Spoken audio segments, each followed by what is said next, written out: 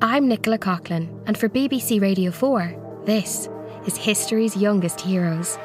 Rebellion, risk, and the radical power of youth. She thought, right, I'll just do it. She thought about others rather than herself. 12 stories of extraordinary young people from across history. There's a real sense of urgency in them, that resistance has to be mounted, it has to be mounted now. Follow History's Youngest Heroes wherever you get your podcasts. Welcome to the Criminalia podcast. I'm Maria Tremarchi.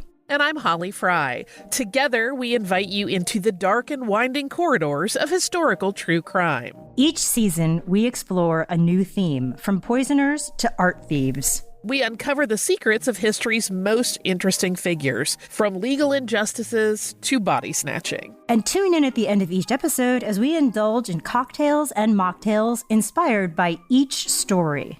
Listen to Criminalia on the iHeartRadio app, Apple Podcasts, or wherever you get your podcasts. Hello, I'm Aaliyah Yates, and I'm a producer here at Wonder Media Network, and I'm so excited to be guest hosting this week's episode of Womanica. This Black History Month, we're talking about Renaissance women. As part of the famed cultural and artistic Harlem Renaissance movement, these women found beauty in an often ugly world. In the heyday of the Harlem Renaissance, there were lots of Black women playwrights and directors. But this prolific dramatist authored over a dozen plays depicting Black life in a different way, one that critics deemed apolitical. She believed in plays for the purpose of entertainment, not political propaganda, a stance she is revered for today, but was scorned for in her time. Please welcome Eulalie Spence. Eulalie Spence was born on July 11, 1884, in Nevis, what was then a colony of the British West Indies. The days of her early childhood were spent on her father's sugarcane plantation, until a hurricane wiped it out and sent the family abroad, in hopes for a better life. In 1902, they left the crystal blue waters of their island home for the crowded, brick-laden buildings of New York City. First Harlem, and then Brooklyn, where they eventually settled.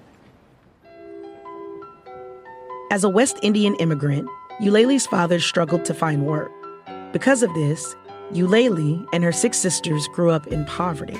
But as children, they were unaware of the reality of their situation, thanks mostly to their mother.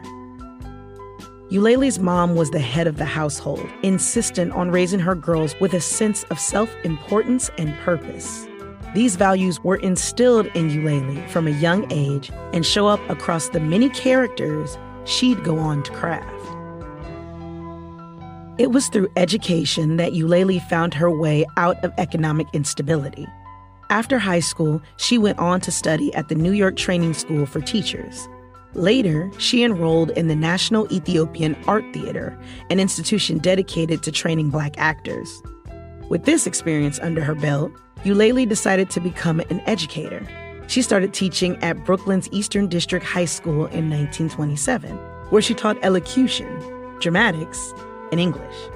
While Eulalie earned her education, she pursued playwriting on the side, churning out numerous works. Black periodicals like Opportunity and Crisis Magazine began hosting playwright competitions for Black creatives.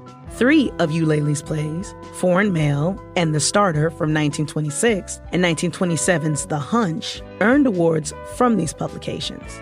Another play, The Fool's Errand, also from 1927, won 2nd place at the prestigious National Little Theater Tournament in New York City. This notoriety allowed her work to be published professionally and performed by groups across the nation. During this era, Eulalie joined the Krigwa Players, founded by activist W.E.B. Du Bois and librarian Regina Anderson, who we featured in an episode earlier this month. Krigwa, which stood for Crisis Guild of Writers and Artists, insisted that its productions were written, directed, and staged by Black folks. The troupe staged several of Eulalie's plays. Her melodrama Undertow and the church satire Fool's Errand featured Black women characters who confront the men in their life without fear. These works are also highly critical of its Black men characters. In Her, a one-act mystery play, a Filipino woman returns as a ghost to haunt her white husband in retribution for years of cruelty done onto her, likely recalling the way Eulalie and her family members were received as outsiders as West Indian immigrants among the African American community. In all of these plays, the dialogue contains African American vernacular English, or AAVE, a choice found highly deplorable by members of the Black literati at the time. They feared that the use of Black dialect in plays would associate Black creatives with stereotypes of minstrelsy. But Eulalie saw this as a deliberate tool, important to faithfully portraying the community. Eulalie's plays were different from those of her contemporaries. Her characters were not subject to lynchings or sexual abuse, which was common of many racial dramas of the time, often set in the Deep South. Instead, Eulalie focused on slice-of-life stories. Yes, her characters were Black, but they were faced with a variety of issues and situations, dealing with interpersonal conflict and grappling with gender and class expectations. Eulalie was unafraid of writing Black characters into seemingly non-racial plots, or imagining different fictional realities for Black people. This became the biggest critique of her work. One journalist said that her work was, quote, not true to Negro life.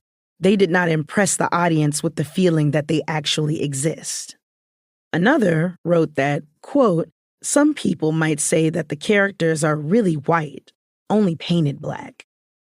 Among her most prominent critics was W.E.B. Du Bois, who had worked alongside Eulalie in Krigwa. In 1926, Du Bois published somewhat of a manifesto in the Crisis magazine. It laid out what he thought African American theater should be. Quote, for us, by us, about us, and near us. That is to say, dramatic work should have plots about Black life and cater primarily to Black audiences, earning their support and approval. In his eyes, Eulalie's work did not fit this criteria. Du Bois consistently advised Eulalie to use her excellent writing skills for propaganda, to comment on hot-button topics of racial politics. Eulalie simply disagreed. She felt that Black writers and actors should not be limited to stories about racial oppression and violence. She responded publicly to Du Bois in her own essay, published in the June 1928 edition of Opportunity magazine. In it, she writes, quote, as long as we expect our public, white and colored, to support our drama, it were wise to steer far away from the old subjects.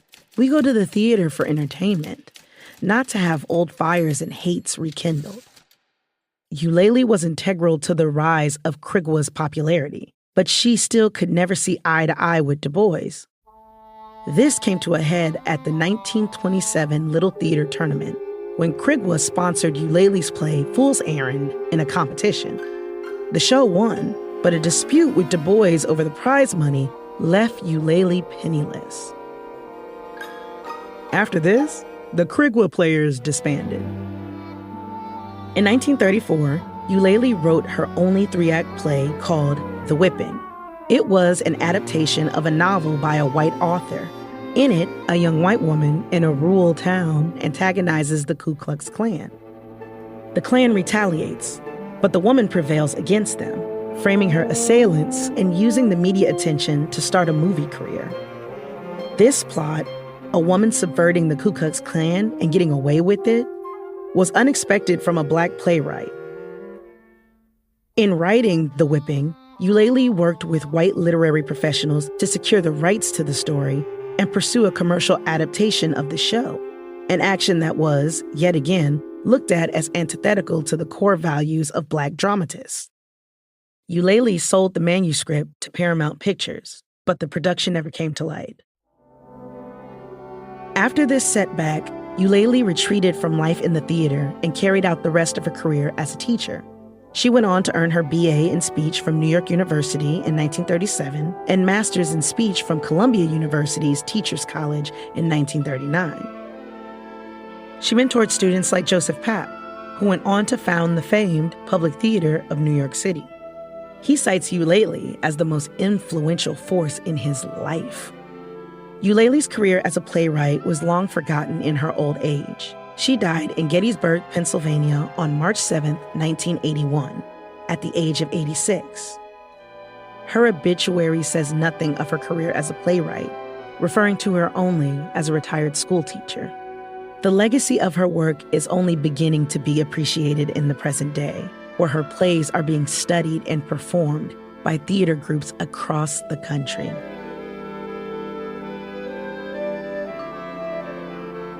Thanks for joining me and all of our fabulous guest hosts on this month's episodes of Womanica. For more information, find us on Facebook and Instagram at Womanica Podcast. Shout out to Jenny and Liz Kaplan for letting me on the mic once again. And as always, we'll be taking a break for the weekend. Tune in Monday for a brand new theme. I'm Nicola Coughlan, and for BBC Radio 4, this is history's youngest heroes. Rebellion, risk, and the radical power of youth. She thought, right, I'll just do it. She thought about others rather than herself. 12 stories of extraordinary young people from across history. There's a real sense of urgency in them, that resistance has to be mounted now. Follow history's youngest heroes wherever you get your podcasts. Welcome to the Criminalia podcast. I'm Maria Tremarchi. And I'm Holly Fry. Together, we invite you into the dark and winding corridors of historical true crime. Each season, we explore a new theme, from poisoners to art thieves. We uncover the secrets of history's most interesting figures, from legal injustices to body snatching. And tune in at the end of each episode as we indulge in cocktails and mocktails inspired by each story. Listen to Criminalia on the iHeartRadio app, Apple Podcasts, or wherever you get your podcasts.